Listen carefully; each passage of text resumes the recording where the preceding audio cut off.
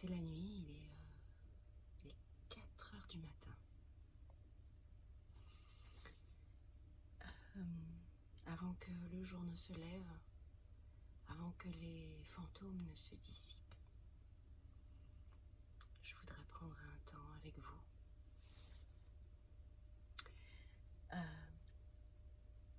J'ai fait une grande sélection de choix. J'ai fait une grande sélection de textes. Et je crois, mon Dieu, que j'aurai jamais assez d'une vie, ou même 7, si ce chat seulement voulait m'en donner une des siennes. J'aurai jamais assez même de cette vie pour lire tout ce que j'ai envie de lire et partager. Et partager tous ces mots, toutes ces émotions. Bon, c'est un peu cucu ce que je dis, alors je vais laisser les auteurs s'exprimer. Je vais juste prêter ma voix et c'est déjà peut-être ce que je sais faire de mieux.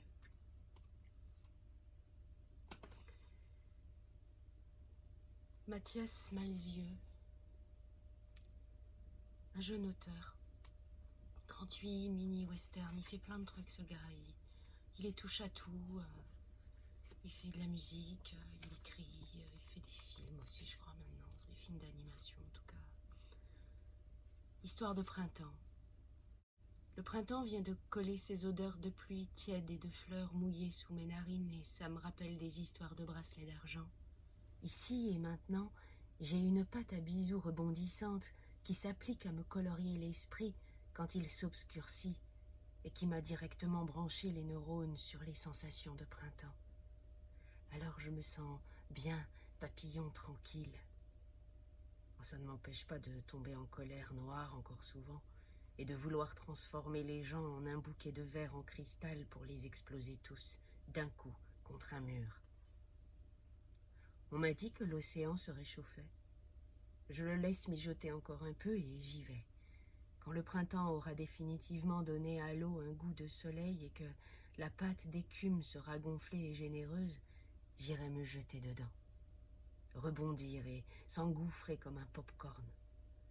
J'aime bien l'odeur de l'océan lorsqu'il est à point, à partir de 18 degrés Celsius.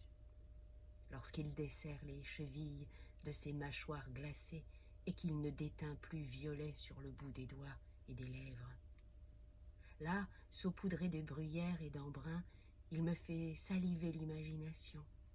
Le printemps est champion du monde pour faire sentir bon toutes les choses qui l'enveloppent. De l'océan à la pluie, en passant par le mélange d'herbes coupées et de balles de tennis neuves. La peau des filles aussi, c'est comme s'il y avait de la cannelle dans l'air. Mais le plus incroyable, c'est le néoprène.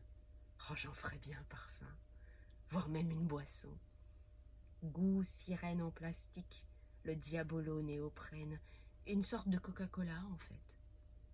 Je suis allée renifler ma combinaison cet après-midi et des dizaines de sirènes caoutchouc se sont infiltrées dans mes narines.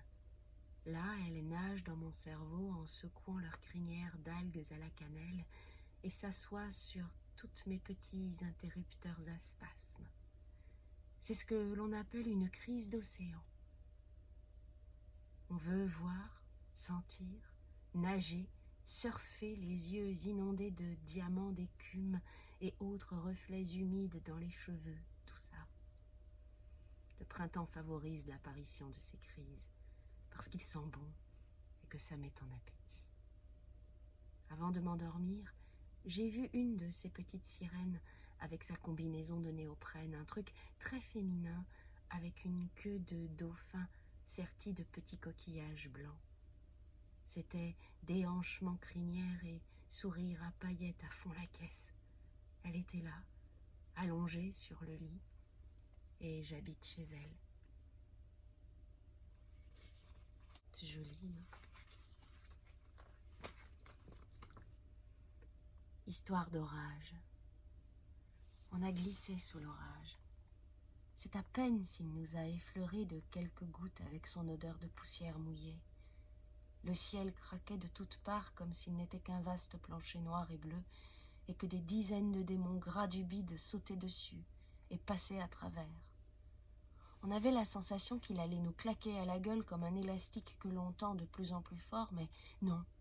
On a glissé sous son ventre gonflé d'électricité jusqu'à plus loin, à travers la ville.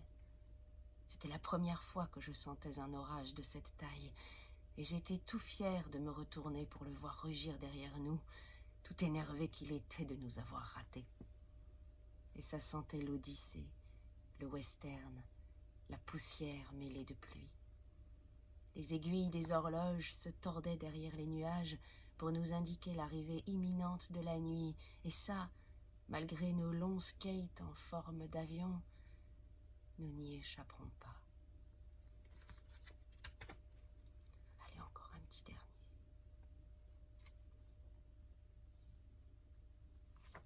Transfusion de cœur. Je traîne mon émotivité comme un taulard traîne son boulet. Ça m'a fait perdre des matchs de tennis et ça me fait tomber amoureux n'importe comment. Quand je suis en colère, je sens mon cœur enflé comme une baudruche, prête à éclater en petits feux d'artifice sourds partout dans ma poitrine. On retrouve des petits morceaux de cœur empalés jusque dans le dos des épaules. Jusqu'à maintenant, j'ai toujours réussi à le recoller, mais il ne fonctionne plus vraiment comme avant. Il est devenu bruyant comme un vieil engrenage auquel il manquerait quelques dents. Du coup, c'est pas toujours facile de dormir. Ça me résonne jusqu'à l'intérieur de l'oreille droite comme des coups de feu assourdis dans du coton. Je jetterais bien ce corps à la poubelle. Il est trop petit, le dos est trop raide et j'en ai marre d'entendre le cœur taper dans ma poitrine. Je m'en fabriquerais bien un autre, avec des ailes d'oiseau et des sabots de cheval. Mais tout le monde viendrait m'emmerder dans la rue. Déjà qu'avec un longboard en forme de poisson sous les pieds, on m'emmerde, alors avec des ailes d'oiseau et des sabots de cheval, j'ose à peine imaginer. Il est excellent cet auteur, j'adore.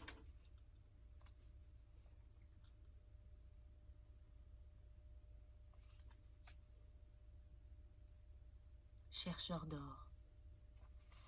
Je secouais mon tamis dans la rivière. C'est étrange pour un chercheur d'or de tomber sur de la merde liquide et lâche qui s'effiloche le long du tamis, des espèces de larmes de cul.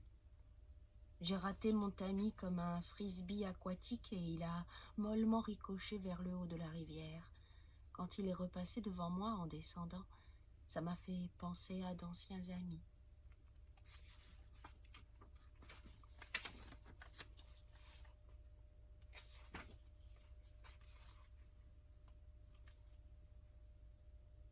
Film porno avec des fantômes.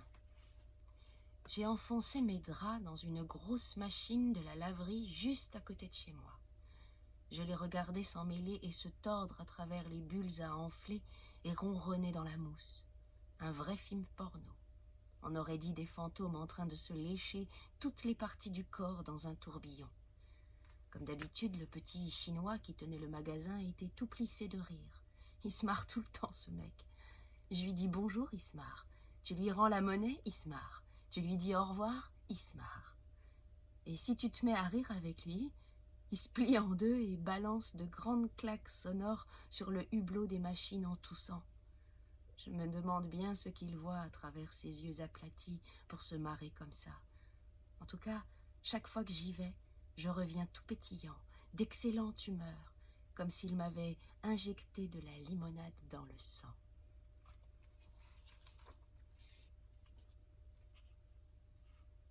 Histoire d'écureuils. J'adore les écureuils. Squirrels, on dit en anglais. J'ai appris ce mot-là, ouais. Et je sais exactement quand et où j'ai appris ce mot-là. Mais je vous le dirai pas. Histoire d'écureuil, donc. Je veux être un écureuil pour me nourrir uniquement de noisettes sans tomber malade. Quand j'irai au restaurant, je demanderai le menu spécial noisette avec une portion de noisettes, une boisson à la noisette et un dessert à la noisette. Et quand je serai en colère, je pourrai me casser tout seul dans les arbres, voler entre les branches, surfer sur les feuilles de platane et jouer au football avec des pommes de pin. Et puis, j'irai au cinéma gratuitement. Je me planquerai assez facilement dans les trains, comme ça je pourrai retourner sur la côte landaise, continuer mon apprentissage du surf. Parce que l'océan est mon église en mouvement, et que je n'ai même pas besoin de me transformer en écureuil pour me sentir bien dans ce capharnaüm de mousse et de diamants saupoudrés.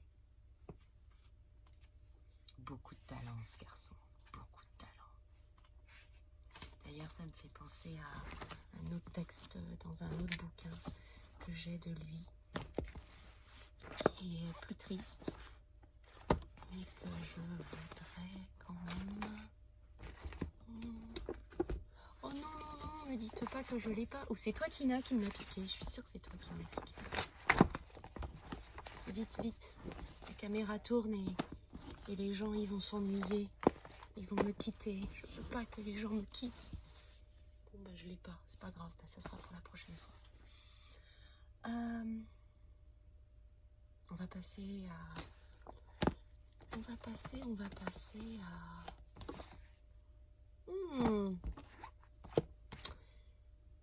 Guy de Maupassant.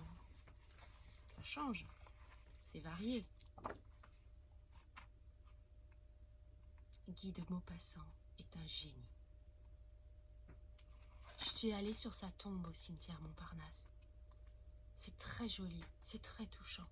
C'est une tombe tout au fond du cimetière Montparnasse, planquée.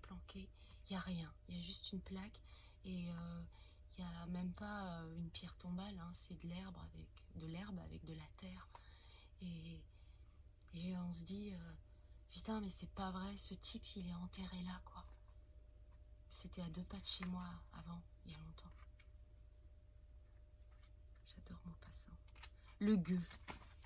On va lire le gueux. C'est extrait de 12 contes réalistes. Parce qu'il y en a des surréalistes. Pas des surréalistes, des... Oh, je sais plus, le mot m'échappe. Le gueux. Il avait connu des jours meilleurs, malgré sa misère et son infirmité. À l'âge de 15 ans, il avait eu les 2 jambes écrasées par une voiture sur la grande route de Varville. Depuis ce temps-là, il mendiait en se traînant le long des chemins, à travers les cours des fermes, balancé sur ses béquilles qui lui avaient fait remonter les épaules à la hauteur des oreilles.